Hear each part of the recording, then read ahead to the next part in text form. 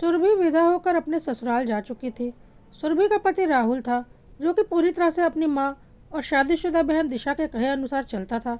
सुरभि को ऐसा लगता था कि राहुल को अगर एक गिलास पानी भी पीना होता तो भी वह जब तक अपनी मम्मी से पूछेगा नहीं, पानी नहीं पिएगा। और ननद दिशा का भी यही हाल था कि अगर सुरभि एक बिंदी भी अपने पति राहुल से मंगवाती थी तो उसका हिसाब ननद दिशा को देना होता था। और फिर उसका कहना होता था कि अभी अभी तो शादी हुई है और चूड़ियाँ बिंदियाँ कम पड़ने लगी।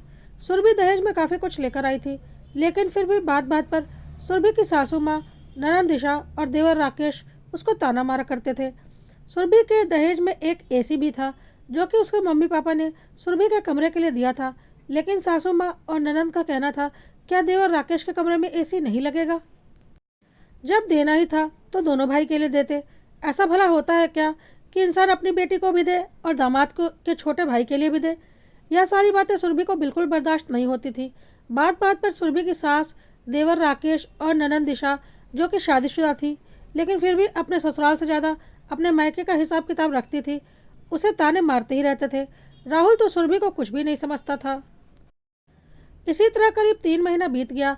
अब गर्मी जाने को थी, लेकिन सुरभि के कमरे में एसी नहीं लगा था, क्योंकि सासू माँ का कहना था जब तक उनके छोटे बेटे राकेश के कमरे के लिए सुरभि के पापा एसी नहीं देंगे, तब तक सुरभि के कमरे में भी एसी नहीं लगेगा। बहुत ही नीच और घटिया थी सुरभि के ससुराल वाले और उसका पति भी।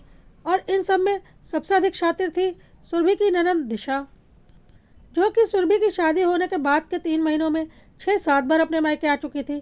वह जब भी मायके आई तो सुरभि की शादी में मिले हुए साड़ियाँ और मेकअप लेकर बैठ जाती, और जो कुछ भी उसे पसंद आता हर बार उठा कर ले जाती।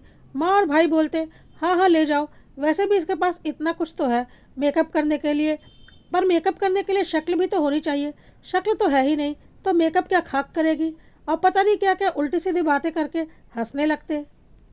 सुरभि सब कुछ बर्दाश्त करती थी, क्योंकि उसकी माँ ने सिखा रखा था कि ससुराल में शुरू शुरू में काफ़ी कुछ बर्दाश्त करना पड़ता है, उसके बाद धीरे धीरे सब कुछ ठीक हो जाता है। सुरभि अगर कभी अपने मम्मी पापा से फ़ोन पर बातें करती तो सास, देवर और उसका पति, और अगर ननंद वहाँ पर होती तो वह भी, सब मिलकर उसकी बातें सुनते और उसे ज़्यादा देर तक बात नहीं करने देते। बहुत परेशान हो गई थी सुरभि। सुरभि की ननंद जब अपने ससुराल चली जाती थी तो भी घंटों सुरभि के पति राहुल से फ़ोन पर बातें किया करती थी और सुरभि के एक एक चीज़ का हिसाब लिया करती थी, और राहुल बहुत आराम से सारे हिसाब दिया भी करता था, और जैसा बहन समझाती थी वैसा ही सुरभि के साथ करता भी रहता था। इसी बीच सुरभि गर्भवती हो गई। अब तो सुरभि के लिए और भी मुश्किल बढ़ गई, उसे बहुत उल्टियाँ आती थी। लेकिन फिर भी सासू माँ और ननंद का कहना था कि या तो हर औरत को झेलना ही पड़ता है, तुम कोई पहली तो हो नहीं, इसलिए सारे काम तो तुम्हें पहले की तरह ही करने पड़ेंगे। ननंद फ़ोन से सुरभि कितनी बार उल्टियाँ करती है यह तक हिसाब अपने माँ और भाई से लिया करती थी, और साथ साथ में यह भी बोला करती थी कि इतनी उल्टियाँ भला होती हैं क्या, इसमें से आधे से अधिक तो वह झूठ मूठ के ड्रामे किया करती होगी, तुम लोगों को दिखाने के लिए कि वह कितनी तकलीफ़ में है। उसके इस नकली तकलीफ़ के चक्कर में मत आना, नहीं तो कोई काम नहीं करेगी और चुपचाप कमरे में आराम करेगी, और बुढ़ापे में माँ को सारा काम करना पड़ेगा। भला कोई उल्टी करने का ड्रामा कैसे कर सकता है? लेकिन दिशा ने राहुल को समझा रखा था कि दिन में अगर 2 बार से अधिक उल्टियाँ होती हैं तो समझ लो कि वह ड्रामा कर रही है। और राहुल भी उसी को सच मानता था और सुरभि को दिन भर घर के कामों में झोंका रखता था। सुरभि की हालत बहुत ख़राब हो चुकी थी, लेकिन फिर भी वह लोग उसे मायके नहीं जाने दे रहे थे, क्योंकि दिशा ने राहुल को समझा रखा था कि वह मायके जाएगी तो यहाँ की बुराइयाँ करेगी कि हमने इसके साथ गलत व्यवहार किया है, इससे हमारी बदनामी होगी, जबकि हमने कुछ भी गलत नहीं किया है। इसे अपने घर के रंग में ढालने के लिए थोड़ा बहुत कड़ा रहना तो ज़रूरी है, इसलिए इसे मायके मत भेजो। लेकिन जब आखिरी महीना आ गया और सुरभि की सास को लगा कि अब बच्चा कभी भी हो सकता है तो उन्हें सारी देख रेख करनी पड़ेगी, तो आखिरी के 15 दिन पहले उन्होंने सुरभि को राहुल के साथ मायके भिजवा दिया, क्योंकि बहू तो सिर्फ घर के फ़र्ज निभाने के लिए और जिम्मेदारियां निभाने के लिए होती है, और बहू के प्रति तो जो भी जिम्मेदारियां होती है वह ससुराल वालों की नहीं होती, वह उसके मायके वालों की होती हैं। मायके में उसकी हालत देखकर उसके मम्मी पापा की आंखों में आंसू आ गए, इतनी कमज़ोर हो चुकी थी वह। खैर, माँ पापा तो अपनी बेटी के लिए करेंगे ही, और उन्होंने सुरभि का बहुत ख्याल रखा। कुछ दिनों में सुरभि थोड़ी स्वस्थ हो गई, और फिर उसके बाद उसने एक बेटी को जन्म दिया। अब ससुराल वालों ने और भी एक ताना मारना शुरू कर दिया और बोलने लगे कैसी लड़की है, हमारे खानदान की परंपरा तोड़ दी। हमारे यहाँ तो पहला बच्चा बेटा ही होता है। मेरा पहला बेटा राहुल था, उसके बाद दिशा हुई और उसके बाद राकेश। और हमारे खानदान में सबको पहला बच्चा बेटा ही हुआ है। यहाँ तक कि मेरी बेटी दिशा को भी पहला बच्चा बेटा ही हुआ है। यहाँ तो है ही अपशगुनी, पहले ही बच्चा बेटी पैदा कर दी। पता नहीं और क्या क्या उल्टा सीधा सुरभि को बोलने लगी। एक तो सुरभि ने की तुरंत तुरंत डिलीवरी हुई थी, ऊपर से सास देवर और ननंद उसे इतने ढेर सारे ताने सुना रहे थे। सासू माँ को पता था कि अगर अभी सुरभि को ससुराल ले गए तो कुछ दिन तो उसकी सेवा करनी ही पड़ेगी, और यह सब तो ससुराल में कोई करने वाला था नहीं। इसलिए सुरभि को मायके भेज दिया गया।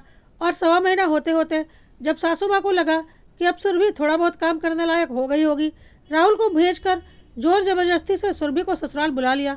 सुरभि के माँ पापा ने बहुत रोका कि रुक जाइए, अभी अभी सुरभि इतनी कमज़ोर है, बच्चे को 4-6 महीने का हो जाने दीजिए, तब ले जाना। लेकिन राहुल कहाँ मानने वाला था। माँ और बहन ने उसे पूरा सिखा कर भेजा था। सुरभि बच्चे को लेकर ससुराल आ गई। ससुराल में सुरभि के ऊपर पहले की तरह सारे काम की जिम्मेदारी डाल दी गई। सुरभि जैसे तैसे घर के कामों को करती थी। सासू माँ बच्चे को भी नहीं पकड़ती थी, बच्ची रोती रहती थी। सुरभि बच्चा और घर संभालते संभालते बेहाल हो जाती थी। ऊपर से गर्मी थी। सुरभि की बेटी गर्मी से परेशान हो जाती थी और रात रात भर रोती थी। सुरभि एक दिन राहुल से कहने लगी कि एसी पड़ी हुई है जो हमारी शादी में मिली है, उसे कमरे में लगवा दो। मेरे लिए ना सही, अपनी बेटी के लिए ही लगवा दो, रात रात भर गर्मी से रोती है। तो सासू माँ और दिशा ने सुरभि को ताना मारना शुरू कर दिया और बोला, हिम्मत कैसे हुई तुम्हारी ऐसा बोलने की, जब हमने पहले ही बोल दिया है कि जब तक हमारे छोटे बेटे के कमरे के लिए तुम्हारा बाप एसी नहीं देगा या एसी कहीं भी नहीं लगेगी, नहीं तो मैं अभी का अभी इसे केरोसिन डालकर जला दूंगी। अब सुरभि से बर्दाश्त नहीं हुआ और उसने बोल दिया, क्यों, राकेश का ठेका मेरे पापा ने ले रखा है क्या? राकेश के ससुराल से नहीं मिलेगा क्या? आज पहली बार सुरभि ने जुबान खोली थी, क्योंकि अब हद से ज़्यादा हो चुका था। लेकिन दिशा ने तुरंत ही राहुल को इशारा किया कि अगर आज तुमने तुरंत इसका समाधान नहीं किया तो आगे तुम लोगों के सर पर यह चढ़कर नाचेगी। और राहुल ने एक जोरदार तमाचा सुरभि को लगाया। सुरभि को यकीन नहीं हुआ कि राहुल उसके ऊपर हाथ उठा सकता है। उसके बाद राहुल ने ले जाकर सुरभि को उसके मायके में रख दिया और बोला, रखिए अपनी बेटी को अपने पास, बहुत जुबान चलने लगी है इसकी। यह कहकर राहुल वहाँ से चला गया। किसी को कुछ भी समझ में नहीं आया। राहुल के जाने के बाद सुरभि ने सारा किस्सा बताया तो सुरभि के माँ पापा को बहुत दुख हुआ और उन्हें लगा कि उनकी बेटी के बहुत ही गलत घर में फंस चुकी है। पर अब क्या कर सकते हैं, शादी से पहले यह सब पता होता तो कभी भी शादी नहीं करते। पर अब तो एक बच्चा भी हो चुका है।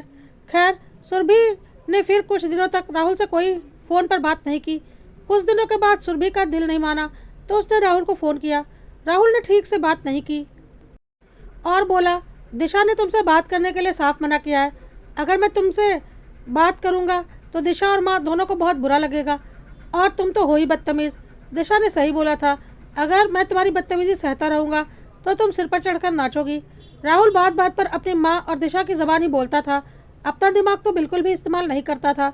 और बीच बीच में राकेश भी अच्छे से राहुल को भड़काता था। दिमाग से पैदल हो चुका था राहुल। उसे समझ में नहीं आता था कि उसके माँ, भाई और बहन उसे अपने अनुसार चला रहे हैं, ना कि उसे अपना दिमाग इस्तेमाल करने दे रहे हैं। सुरभि को भी बड़ा अजीब लगता था। माँ का तो तब भी समझ में आता था। बहन दिशा भी लगभग रोज़ राहुल से फ़ोन पर घंटों बातें किया करती थी। उसे पता नहीं क्या क्या समझाया करती थी। कौन से भाई बहन रोज़ घंटों फ़ोन पर बातें करते हैं, वह भी शादीशुदा बहन। राहुल के एक एक काम का हिसाब लेती थी दिशा। एक बार तो सुरभि ने फ़ोन पर यहाँ तक सुना था कि दिशा सुरभि के पीरियड्स की डेट तक का हिसाब राहुल से ले रही थी। बहुत गुस्सा आया था सुरभि को। यह कैसे भाई बहन है कि भाभी की एक एक चीज़ भाई से जाननी होती है। कोई शर्म, लिहाज, संकोच कुछ भी नहीं, सिर्फ इसलिए कि अपनी भाभी की ज़िंदगी तबाह कर सके। कितनी नीच और घटिया औरत है। यह सुरभि को पता था कि उसकी सास और दिशा महाघटिया औरत हैं, लेकिन अभी तक वह चुप थी। सुरभि को यह भी पता था कि दिशा इतनी बदतमीज़ है कि उसने अपने ससुराल में सबका जीना हराम करके रखा हुआ है और अपने पति के साथ पूरे घर में अपना हुक्म चलाती है। ससुराल में किसी की हिम्मत नहीं होती दिशा से लड़ने की, और यही हाल उसने मायके में भी रखा हुआ है। राहुल को पूरा अपने कब्जे में कर रखा है। बहुत गुस्सा आता था सुरभि को, क्योंकि उसका भी सारा वक्त राहुल दिशा को दे देता था। फ़ोन पर बातें करने में या अगर दिशा मायके पर होती तो उसके ही बेडरूम में बैठी रहती थी ताकि पति पत्नी करीब ना आ पाए। और अब तो सुरभि खुद अपने मायके आ चुकी थी दिशा की मेहरबानी से, और राहुल उससे कन्नी काट रहा था। अब सुरभि भी अड़ गई थी कि जब तक राहुल खुद उसे लेने नहीं आएगा वह अब अपने ससुराल नहीं जाएगी। सुरभि के माँ बाप भी सुरभि का दुख समझते थे, इसलिए उसके साथ कोई जोर जबरदस्ती नहीं कर रहे थे उसे ससुराल भेजने की। और उनका भी कहना था कि अत्याचार को जितना सहोगी उतना ही तुम्हारे ससुराल वाले तुम्हारे ऊपर अत्याचार करते रहेंगे। इसका जवाब देना तो बनता ही है। लेकिन राहुल और उसका परिवार सुरभि और उसके परिवार को हल्के में ले रहा था, क्योंकि उनके हिसाब से वह लोग इतने दबंग थे कि उनसे कोई भिड़ नहीं सकता था। इसी तरह करीब 1.5 साल का वक्त बीत गया। सुरभि अभी तक मायके में ही थी। बेटी भी लगभग 1.25 साल की हो चुकी थी। अब सुरभि को ज़्यादा मायके में रहना अच्छा नहीं लग रहा था, क्योंकि जो जिम्मेदारी राहुल और उसके परिवार की थी वह जिम्मेदारी सुरभि के मम्मी पापा निभा रहे थे, जो कि कहीं से भी सही नहीं था। सुरभि के मम्मी पापा का कहना था कि एक बार समाज की तरफ से मीटिंग करके देखते हैं, और उन्होंने अपने जाति के समाज के मंच पर अपनी समस्या रखी। उनके समाज के अध्यक्ष ने राहुल के परिवार वालों को बुलाया और सामाजिक रूप से अच्छे से समझाया। दोनों पक्षों की बातें सुनी गई और समझौता कराया गया कि राहुल सुरभि को लेकर जाएगा। लेकिन वहाँ की मीटिंग खत्म होने के बाद राहुल उसे लेने नहीं आया, क्योंकि दिशा ने मना कर दिया था और बोला था, अरे समाज क्या होता है, उन्होंने बोल दिया और तुमने मान लिया, यह सब कुछ नहीं होता, बोलने दो उन्हें, क्या फ़र्क पड़ता है। अगर तुम अभी सुरभि को लेने जाओगे तो ज़िंदगी भर तुम्हारे सिर पर चढ़कर नाचेगी। इससे तो अच्छा ऐसी पत्नी से छुटकारा पा लो और किसी अच्छी लड़की से शादी कर लो। दिशा ने अच्छे से राहुल का ब्रेन वॉश किया था। राहुल ने तलाक के कागज़ सुरभि को भेज दिए। तलाक के कागज़ देखकर अब सुरभि को समझ में आ चुका था कि घी अब सीधी उंगली से नहीं निकलेगी, अब उंगली टेढ़ी करनी पड़ेगी। सुरभि के मम्मी पापा को बहुत जोर का झटका लगा था तलाक के कागज़ों को देखकर। सुरभि ने बोला, मम्मी पापा, जब तक हम लोग चुप थे तब तक चुप थे, अब इन लोगों ने बहुत ज़्यादा फ़ायदा उठा लिया है। इन लोगों ने मेरे साथ बहुत अत्याचार किए हैं, मुझे खाना तक नहीं दिया है, भूखा रखा है, मेरे ऊपर हाथ उठाया है, मानसिक परेशानी दी है, कोई कमी नहीं छोड़ी है मुझे सताने में। ऊपर से शादी के बाद भी काफ़ी दहेज लिया है आप लोगों से। अब मैं इन्हें जवाब दूंगी, वो भी इन्हीं की भाषा में दूंगी। सुरभि के माँ बाप को समझ में नहीं आया कि सुरभि क्या करने वाली है। सुरभि ने सीधा अपने नंदोई को फ़ोन लगाया और बोला, अपनी बीवी के ऊपर जोर नहीं चलता तुम्हारा। नंदोई ने बोला, यह कैसी बातें कर रही हैं आप। सुरभि ने साफ बोला, ज़्यादा नौटंकी करने की ज़रूरत नहीं है, तेरी बीवी से अपना घर तो संभलता नहीं, मायका संभालने चली है, भाई का घर संभालेगी। और तू कैसा पति है कि तेरी पत्नी ससुराल से ज़्यादा मायके पर दिमाग लगाती है। तेरी औकात नहीं है क्या पत्नी को घर में रखने की, बल्कि उसके साथ साथ उसके पीछे पीछे उसके मायके के पचड़ों में पड़ा रहता है। सुरभि ने बहुत गंदे तरीके से अपने नंदोई से बात की थी। नंदोई ने भी गुस्से में बोला, अपनी ज़ुबान पर लगाम लगाओ। सुरभि ने बोला, अभी तो ज़ुबान पर लगाम लगा रखी थी, अब जाकर तो मेरी ज़ुबान खुली है। अब देख तेरी बीवी का और तेरा क्या हश्र करती हूँ, साथ ही साथ तेरे प्यारे ससुराल वालों का। बहुत शौक है ना तेरी बीवी को मायके का हिसाब किताब रखने का। एक एक हिसाब किताब ना निकलवाया ना उसका तो कहना, अब मैं सीधा थाने पर जा रही हूँ रिपोर्ट करने, और मेरे रिपोर्ट में सबसे पहला नाम तेरा और तेरी बीवी का रहेगा। मेरी ज़िंदगी ख़राब करके रखी है तुम लोगों ने। उसके बाद तेरे प्यारे ससुराल वालों का। भले ही तुम लोग सब जमानत पर छूट जाओगे, लेकिन कम से कम 1-2 दिन तो पुलिस की ऐसी लाठी पढ़वाऊँगी, इतना कुटवाऊँगी कि ज़िंदगी भर याद रखोगे, ज़िंदगी भर सही से चलने के लायक नहीं बचोगे, या तो मैंने तय कर लिया है। नंदोई को अब थोड़ा डर लगने लगा। उसने बोला, यह सब क्या बोल रही हो, दिशा ऐसा क्यों करेगी, आखिर वह राहुल की बहन है। सुरभि ने बोला, बहन है तो बहन बनकर रहे ना, पत्नी बनने की कोशिश क्यों कर रही है। जितना पत्नी राहुल के करीब नहीं है उतना तो बहन ही है। 24 घंटे में से 5 घंटे तो फ़ोन पर बातें करती है, बाकी वक्त तो मायके में ही पड़ी रहती है।